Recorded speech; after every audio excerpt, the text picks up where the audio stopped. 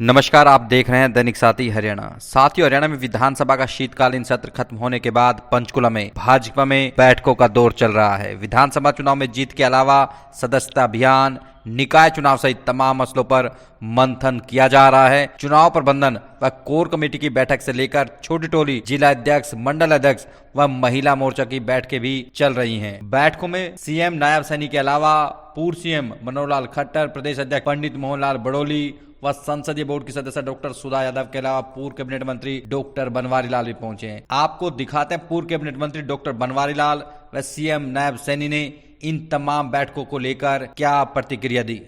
आज कई मीटिंग्स थी।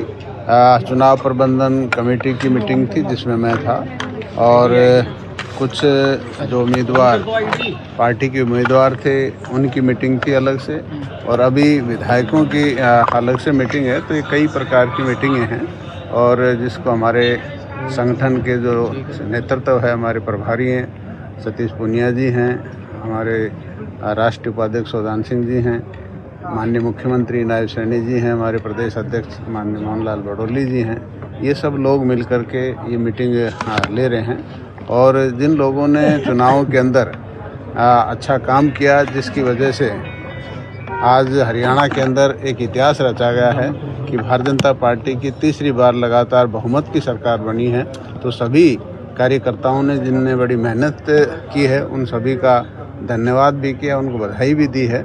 और जो कुछ कमियां रही हैं वो भी आगे कोई कमी ना आए उसका ऊपर भी चर्चा की गई है। तो एक संगठन की एक मीटिंग थी जिसमें हर कार्यकर्ता का इसमें अनुभव भी शेयर किया गया, और जो मेहनत कार्यकर्ताओं ने की उनको उसकी शाबाशी भी दी गई। सर, सदस्यता अभियान जो है वो बीजेपी का चल रहा है। 10 लाख सदस्य अभी तक बन चुके हैं। टारगेट जो है वो 50 लाख सदस्यों का रखा गया है। इसको लेकर भी डिस्कशन हुआ है सर मीटिंग। इसके जो हमारे प्रभारी हैं प्रदेश के माननीय दुष्यंत गौतम जी हैं, वो भी आए हुए थे, और उन्होंने भी जो सदस्यता का जो अभियान चला हुआ है पूरे देश के अंदर उसके बारे में बताया गया। और उन्होंने कहा कि जो हमारा 50 लाख का जो टारगेट रखा गया प्रदेश के अंदर, उसको पूरा करने के लिए हमें हर बूथ के ऊपर कम से कम 250 सदस्य बनाने चाहिए, और उसके लिए भी सभी कार्यकर्ताओं को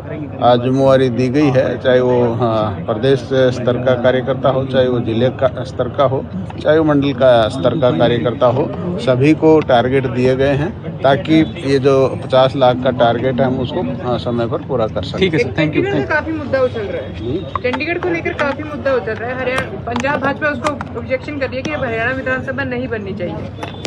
नहीं, ऐसा है। देखो, हरियाणा के लिए विधानसभा, नई विधानसभा इसलिए चाहिए कि क्योंकि आगे डिलिमिटेशन होना है, और जो सदस्य जो एमएलए की जो संख्या वो बढ़ने जा रही है, तो उसके लिए नया विधानसभा चाहिए। और वो चंडीगढ़ में जिस तरह से हमारा दावा है, तो चंडीगढ़ के अंदर ही बनना चाहिए। ठीक है। देखिए, क्योंकि चुनाव के अंदर सभी कार्यकर्ताओं ने मजबूती से काम किया है, और सभी से बैठ करके उनसे चर्चा, जो जिम्मेवारी जिस कार्यकर्ता को मिली थी और उन्होंने जो नीचे काम किए उसके बारे में चर्चा हो रही है। कहाँ कार्यकर्ताओं ने जो अच्छे भी काम किए हैं, और सभी कार्यकर्ता मजबूती से लगे रहे हैं और भयानक गर्मी में लगे रहे हैं। तीसरी बार बड़े मैंडेट के साथ ये कार्यकर्ताओं के दम के ऊपर ही सरकार आई है। आदरणीय मोदी जी और डबल इंजन सरकार की नीतियाँ जो मजबूती से नीचे तक पहुंची हैं, और उसकी चर्चा हमारे कार्यकर्ताओं ने घर घर जा कर के की है, ये उसका परिणाम है। और उसको लेकर के अलग अलग जो जिम्मेवारी जिन कार्यकर्ताओं को जहां जहां दी गई थी उन सब से बैठ कर के बातचीत हो रही है। अभी हमारे कोर कमेटी के सभी पदाधिकारी थे, उनसे बातचीत हो रही थी, क्योंकि एक मेंबरशिप का बड़ा अभियान सदस्यता ग्रहण का चल रहा है। उसको लेकर के अलग अलग जिम्मेवारियाँ भी सौंपने का डिस्ट्रिक्ट वाइज काम किया है, ताकि जो टारगेट मेंबरशिप का लिया है 50 लाख का, उसको जल्दी हरियाणा पूरा करेगा। और उसको लेकर के सारी योजना, रणनीति वो बनी है, चर्चा हुई है।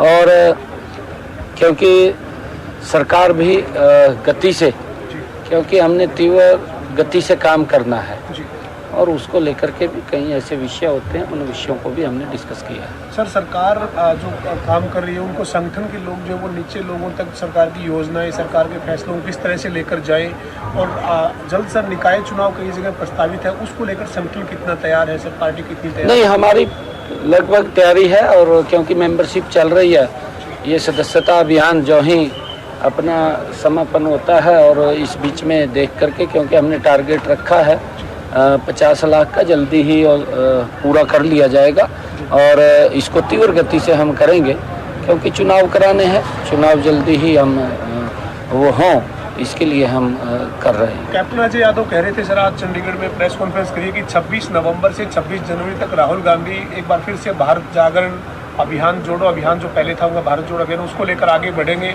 जातिगत जनगणना हो, इसको लेकर देश को जागरूक किया जाएगा, और आज जो वो पूरे देश में जाएंगे 2 महीने का ये उन्होंने अपना कार्यक्रम कांग्रेस ने बनाया है सर, और जातिगत जनगणना की बात कांग्रेस बार बार करती है सर, आप क्या कहेंगे सर? देखिए, क्योंकि मेरा जो मानना है, कांग्रेस 50-55 साल तक सत्ता में रही है, और कांग्रेस ने जो अपेक्षाएं देश को कांग्रेस से थी वो पूरी नहीं कर पाई। उन्होंने बेशक अपनी अपेक्षाएं पूरी कर ली हों, कांग्रेस के नेताओं ने, कांग्रेस के लोगों ने, उन्होंने शायद अपनी अपेक्षाएं पूरी कर ली हों, परंतु देश को जो अपेक्षाएं थी उससे देश वंचित रहा है, अभाव था हर चीज का। ये कैप्टन साहब को भी मैं तो आप सब से कहूँगा कि आप सब जागरूक पत्रकार हैं, जब ये लोग इस प्रकार की बात करते हैं तो उनसे जरूर पूछना चाहिए। जब सड़कों का भी अभाव था इनके समय के अंदर, गैस का भी अभाव था, विकास का भी अभाव था, सड़कें भी नहीं बनती थी, मेडिकल कॉलेजों का भी, हेल्थ का भी अभाव था, एजुकेशन का भी अभाव था इनके समय के अंदर। परंतु क्योंकि जब देश ने इनको देख लिया है, कांग्रेस पार्टी को, और उनको नकार दिया है, जब इनको नकारा है तो इनको फिर इस प्रकार की बातें याद आती हैं कि ध्यान डाइवर्ट करना है, जनगणना करानी है। भाई थारे को किसने रोक लिया था? 55 साल तक रहे हैं, और ये भी मंत्री थे उस सरकार में, आवाज उठानी चाहिए थी भाई जी जनगणना कराई जाए।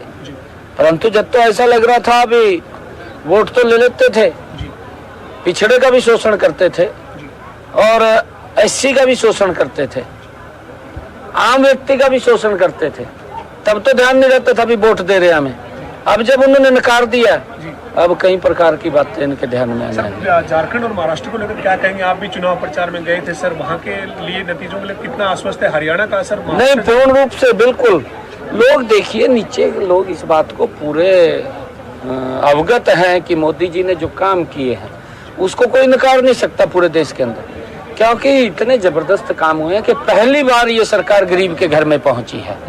नहीं, आज तक तो गरीब तो देखता रहता था सरकार कहाँ है, दिखाई नहीं देती थी सरकार, परंतु अब गरीब व्यक्ति को ये लगने लगा है, क्योंकि जब से मोदी जी 2014 से प्रधानमंत्री बने हैं, कि एक्चुअल में गरीब की अगर किसी ने सुध ली है या गरीब के बारे में विचार किया है तो ये नरेंद्र मोदी डबल इंजन की सरकार ने विचार किया है, और उसका परिणाम है कि अंतिम छोर तक गरीब के घर तक योजना पहुंचाने का लाभ नरेंद्र मोदी की सरकार ने किया है। जहां स्टेट के अंदर डबल इंजन की सरकार नहीं है, किसी अन्य दल की सरकार है, वो तो वहां के लोगों को भी उन सुविधाओं से वंचित रखते हैं जो सुविधाएं नरेंद्र मोदी जी भेजते हैं। उसका उदाहरण है, आप पश्चिम बंगाल में देखिए, पंजाब हमारे पड़ोस में है, आप देखिए पंजाब के अंदर भी बहुत सारी योजनाएं वो नहीं मिल पा रही लोगों को, लोग उनसे वंचित हैं, और ये लोग अपनी राजनीति को घुमाते रहते हैं, वोट लेते रहते हैं। कई योजनाएं तो हिमाचल के अंदर भी, क्योंकि वायदे तो करे हैं कांग्रेस ने, वायदे तो किसी ने रोका नहीं, परंतु पूरे नहीं किए, वायदे करके वोट ले लिया और फिर उनका शोषण करा। अब तो आप आश्वस्त है सर एनडीए और बीजेपी? बिल्कुल, झारखंड और महाराष्ट्र में? बिल्कुल, महाराष्ट्र के अंदर भी दूसरी बार बहुत बड़े मैंडेट के साथ आदरणीय नरेंद्र मोदी जी के नेतृत्व के अंदर एनडीए सरकार बन रही है, डबल इंजन की सरकार बन रही है, झारखंड में बन रही है। क्योंकि मैं जीरो ग्राउंड के ऊपर रहा हूँ, लोगों का एक बड़ा जोश, जो उत्साह, आम पब्लिक क्योंकि मोदी जी की नीतियों से बड़ा प्रभावित है। और वहां पर जो 2.5 सालों के अंदर हमारी सरकार ने काम किए हैं वो ऐतिहासिक काम है, उसकी चर्चा आम व्यक्ति कर रहा है। कि कांग्रेस तो खाली वहां पर इन्होंने नाम तो दे दिया उसका अपना महाविकास अघाड़ी, पर वो महाविनाश अघाड़ी है। ये कांग्रेस ने एक नाम दिया अपना महाविकास अघाड़ी। ये महाविकास अघाड़ी नहीं, ये महाविनाश अघाड़ी है। और इस प्रकार के लोग उसमें चिपटे हुए हैं जिनके ऊपर भ्रष्टाचार को लेकर के सब पर दर्ज है। फिर कहाँ विकास की बात करें।